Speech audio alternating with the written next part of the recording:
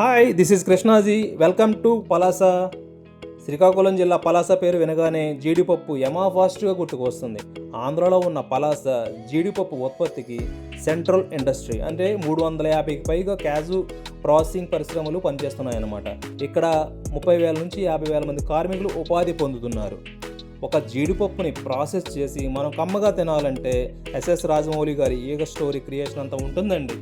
అంటే ఉద్యానంలో ఉన్న మన రైతు దేవుళ్ళు జీడి పంటను సాగు చేసి జీడికాయల నుంచి పిక్కలను వేరు చేసి 70 నుంచి 80 కేజీల బస్తాలు ఈ పరిశ్రమలకు ఎగుమతి చేస్తే ఆ యూనిట్లు ఈ పిక్కలను ఆరబోసి బాయిలర్లో ఉడికించి ఆ షెల్ మెత్తబడిన తర్వాత కటింగ్ ప్రాసెస్ చేసి తర్వాత స్ట్రీమింగ్ చేసి మరలా కూలింగ్లో పెట్టి జీడిపప్పు లేయర్లను మిషన్తో తొలగించి చివరిగా సైజెస్ మరియు క్వాలిటీ వైజ్గా గ్రేడింగ్లు సెగ్రిగేషన్లు చేస్తే ఒక బస్తాకి 20 నుంచి 30 కేజీల జీడిపప్పు మాత్రమే అవుట్పుట్ వస్తుంది.